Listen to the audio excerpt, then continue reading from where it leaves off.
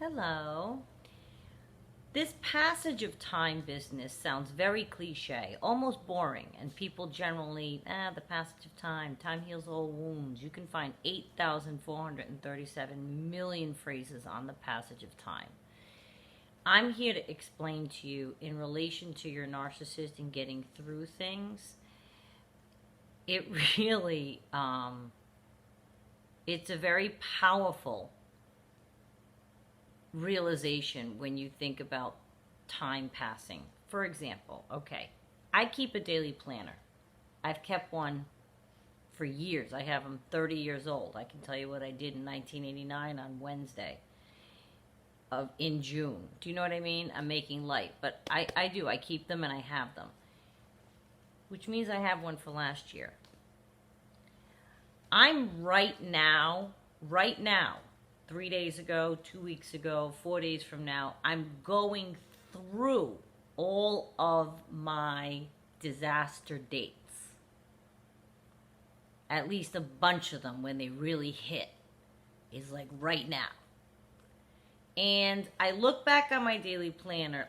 Today, this is my daily planner, okay? So I write everything down. See how messy it gets? Yeah. Oh, yeah.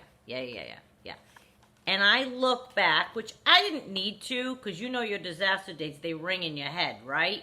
And if you're new to this channel, I've defined disaster dates in the past as those dates that hit you, that something happened, you found something out, the truth came to light, you caught him, her, whatever. And it's a disaster date, it stays with you, the dates. And I had made a video once about when those dates come up the following year, try to make them new dates for yourself. And I've been doing that. It just doesn't take much.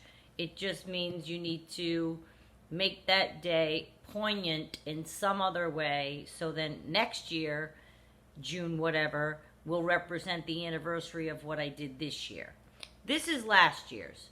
So I'm looking through, and you go to last year, I'm telling you right now, look at all the different writings. I was in an anger. It was just like things are highlighted, things are in pen, things are different.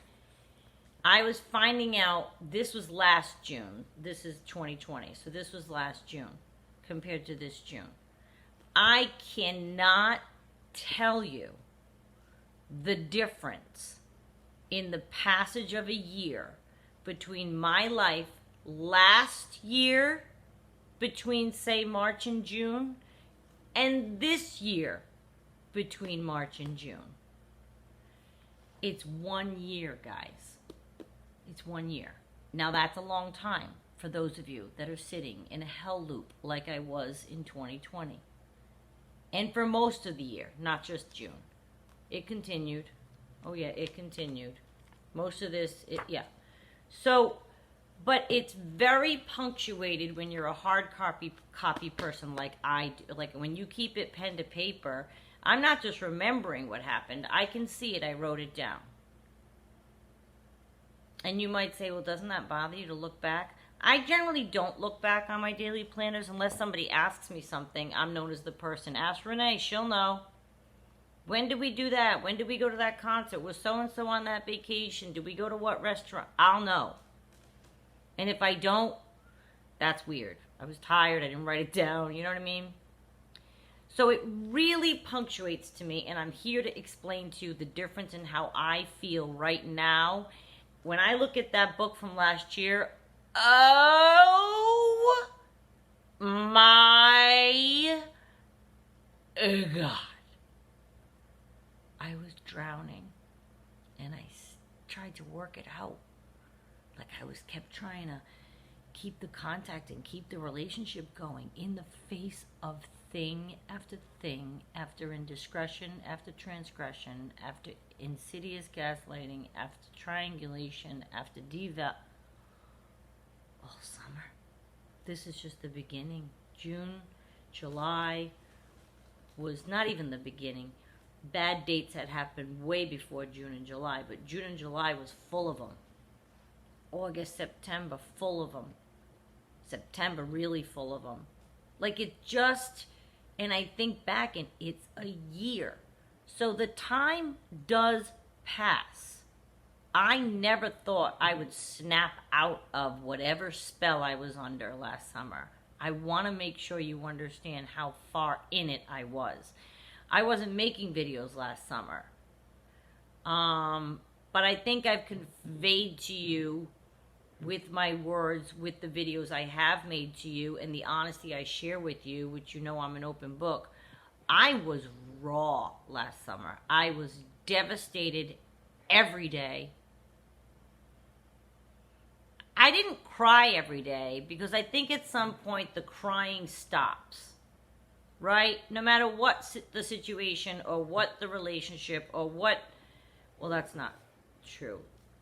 I can think of some situations that you would probably never stop crying, but let's not, like if somebody passes or something, like I don't want to think about that.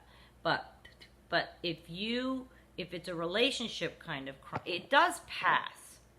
And the height and the sensitivity of the pain lessens. Now, you might say to yourself, well, you ended up leaving your narcissist, Renee. That's why it lessened. I ended up leaving my narcissist. Yes. That helps it lessen. Yes. But I did become, even when I was in the thick of it, I did become desensitized. And I started to not be as upset. I saw that change happening in the relationship. Because even though I still, last year, I don't think I knew narcissist yet. I started researching a little bit right now, a little bit after right now last year. So I don't think I knew it yet. But I had already started to become, this guy. But I was in it with my heart. But I started to become desensitized because if somebody does something to you over and over and over again, that's what happens. And the danger in becoming oversensitized over time is that you accept that behavior as normal. Right? So, as I'm going through the anniversary of all these disaster dates, and I've been doing different things, not even on purpose, I really have a fulfilling, wonderful life, and a lot of things are happening right now. So, per happenstance, it is that my anniversary dates are being filled with a lot of wonderful things, okay? Because I've put it out there that I want wonderful things to happen. I've been working on a lot of things, and they're starting to happen. I've had friends in from out of town. I'm doing some you know what I mean? Like, it's falling into line that these disaster dates are getting filled up by new memories this year. I feel like when I view where I was last year, even today, this exact day, it's astonishing to me where I am now. And a year is not a long time. A year is a long time when you sit in a year of abuse with this person, and you may be one of the 30, 40 years sitting in abuse with this person. One of the comments on one of my videos, the woman had left him. She's been away from him 10 months, and it was 30 years. I only read the comment once, but I didn't even re-look it up when I just said that because that's the number. I know I read it right. 30 years, and she feels wonderful. She's been 10 months. That passage of time for her must be so exhilarating because she's in a completely different state right now than she was 10 months ago. And it's impossible to not feel the power of it once you get here. And when you look back, maybe you don't have daily planners, but you do know where you were last year. People keep electronic records, I understand, whether they have like the calendar in their phone, or do you have some kind of computer thing that you do, or people generally kind of can say where they were, I think, not maybe to the detail I can, but think about where you were last year. Now, you might say, Renee, I don't want to think about last year. Last year, I was in a better place. Okay, so then if you want to think of it in terms of clips of years, then where do you want to be then next year? And where next year do you want to say you are as compared to this year? Do you know what I mean? That's what led me to do this channel, if you recall. and I said it in the first video and maybe once or twice since, but if you're just joining us, I stood out there on New Year's Eve in my home last year. I went out, but I got home before midnight because I'm not into driving with I went to my friend's house a mile down the road, but Minnie and I were here, and they do fireworks all around, and I'm standing out there and I'm looking at the lake, and it's like 11:30, and I had been through all of this in 2020, and I vowed that going forward to this year, I would put it to good use and make a video every day and tell you what I learned. That's 6 months ago. I was still in it 6 months ago, like in my head, that's a lot of time that goes by like that. Now you might say again, I can't even picture being a year from now. I'm too entrenched. I can't even picture breaking out of it. How did you get there? The passage of time itself, whether you're with the narcissist and just getting fed up and getting desensitized and you end up leaving them maybe this next year is the year during which you may end up leaving your narcissist. But you have to ask yourself, what do you want to look back on? Like I knew I was not going to come this New Year's Eve of 2021, and I knew when I was standing there last year on New Year's Eve, I will not be standing there this New Year's Eve saying, I should have done something with all of that I learned. I should have shared with people my experience. Maybe they could benefit. I should have done that. Oh, heck no. I made a vow. And I'm very excited about it. I love this journey with you guys. So you have to say to yourself, what do you want to be saying about yourself in a year? Do you want to say, boy, June of 2021 was awful. June of 2022 is just as bad because I'm still here, or I'm still handling it the same way, or I'm still, do you know what I mean? Because again, not everybody can leave. You can't just blanketly tell people to leave. People are married 40 years. They're not going to leave because they now understand narcissistic personality disorder and go find a new boyfriend at 80. It's not going to happen.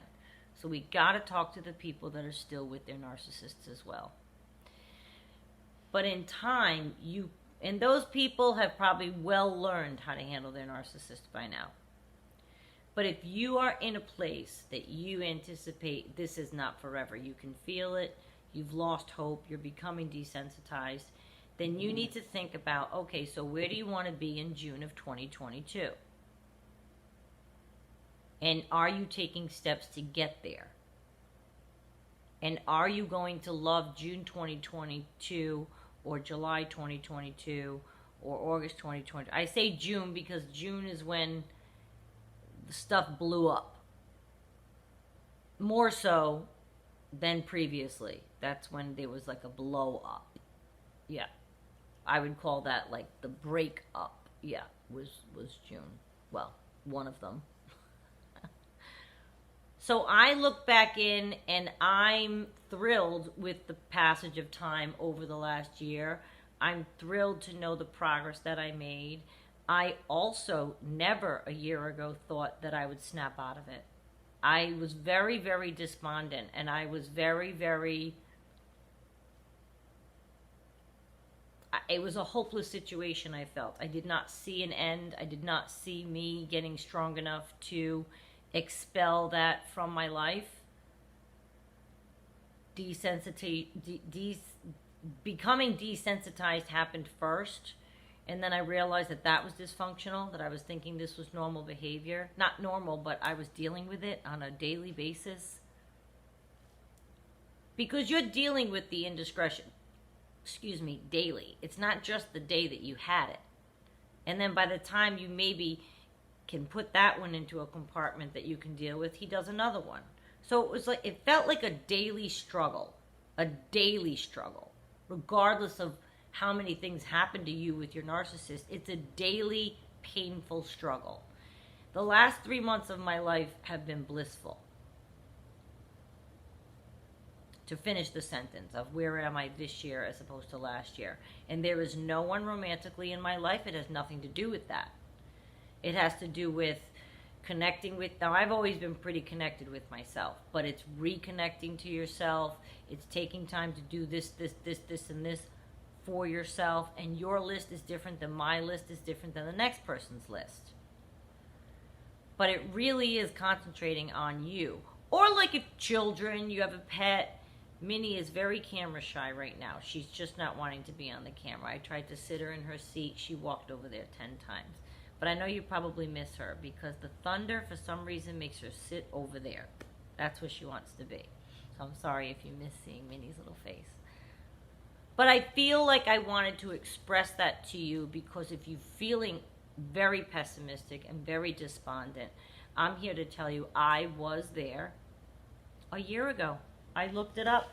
When I look up what happened on certain days, and June and July specifically, everything came to a head, and it was ugly. It was ugly, and I was in it. And you feel like you can't get out of it. I did. Here I am now, a year later, on a new book. New book. Lots of smiley faces in this book. Lots of visits with friends. A little bit of traveling.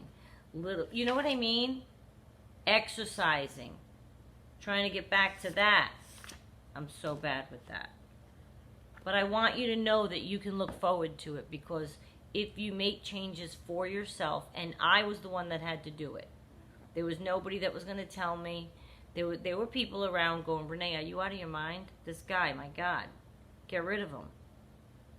Doesn't matter who tells you, but you look at the truth of your situation. And if you don't like it, change it. And if you can't leave, you can at least take some power back. And just decide, what do you want to say to yourself, and where do you want to be next year at this time? It's powerful. It's powerful. And you will make a change, because a year from now is going to happen anyway. Whether you do and move in direction that you want, it's going to come anyway. It came. Here it is. We're now summer of 2021. And in summer of 2020, I never thought I'd get out of what I was in. So, think long and hard about where you want to be next year at this time.